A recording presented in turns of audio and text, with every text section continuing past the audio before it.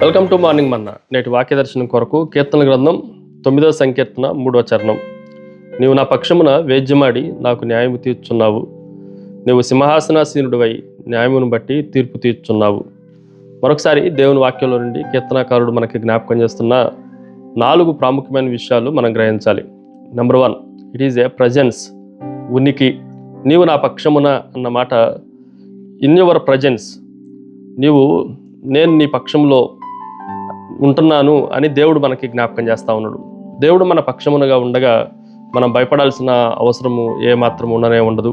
సూర్యుని కాంతికి నీడలు ఎలాగైతే పారిపోతూ ఉంటాయో, నీడలు అదృశ్యమైపోతూ ఉంటాయో, దేవుని సన్నిధి మనకు వచ్చినప్పుడు ఆటోమేటిక్గా శత్రువులందరూ దూరం అయిపోవటానికి, వాళ్ళందరూ వెనకకు మరలి పారిపోవటానికి అవకాశం ఉంది. అందుకే దేవుడు మన పక్షంగా ఉన్నప్పుడు మనకు భద్రత కలుగుతుంది, నెమ్మది కలుగుతుంది అన్న విషయాన్ని మనం గ్రహించాలి. Number 2, it is a power, అధికారము. ఈ మాటను కూడా మనం జాగ్రత్తగా ఆలోచన చేస్తే, నీవు సింహాసనాసీనుడివై న్యాయముగా తీర్పు తీర్చున్నావు అన్న మాట రాయబడతా వచ్చింది.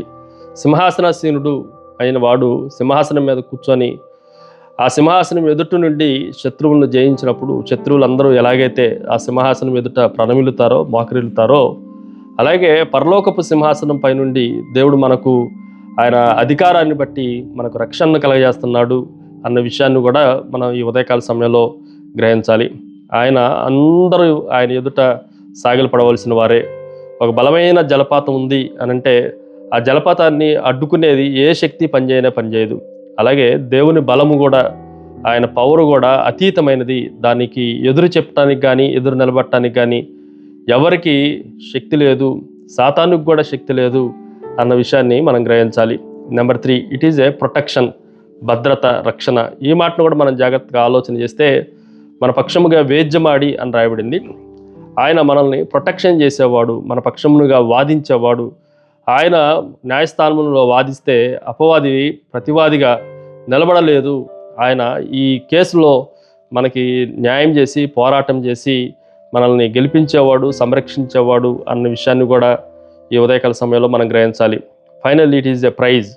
ఎప్పుడైతే దేవుడు మనకు విజయాన్ని అనుగ్రహించాడో, ఆయన మన పక్షంగా ఉన్నప్పుడు మన శత్రువులు పారిపోయి ఆయన వేద్యమాడినప్పుడు మనకు గెలుపు వచ్చిందో, ఆయన అధికారాన్ని బట్టి, శక్తిని బట్టి, ఆయన సింహాసనాసీనుడిగా ఉండటాన్ని బట్టి మనం ఎలాగైతే బయటపడ్డామో, వీటిలన్నిటినీ క్రోడీకరించుకొని మనము దేవునికి స్తుతించే వారంగా, కృతజ్ఞతలు చెప్పే వారంగా మనం ఉండాలి అన్న విషయాన్ని కూడా ఈ ఉదయకాల సమయంలో మనం గ్రహించాలి.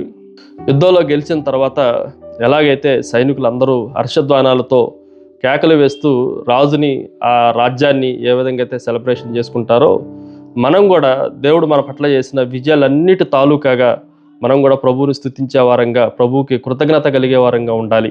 ప్రార్థన. సకల ఆశీర్వాదములకు కారణభూతుడు తండ్రి, నీవు మా పక్షముగా ఉండి వేద్యమాడి తండ్రి మమ్మల్ని మీరు సంరక్షించినందుకై, సింహాసనాసీనుడిగా ఉండి న్యాయముగా మమ్మల్ని పరిపాలించే దేవుడు అని, న్యాయం తీర్చే గొప్ప దేవుడు అని మరొకసారి మిమ్మల్ని స్తుతిస్తూ ఆరాధిస్తూ యేసుక్రీస్తు శక్తి కలిగిన నామమున అడిగి వేడుకొంచున్నాం తండ్రి, ఆమేన్.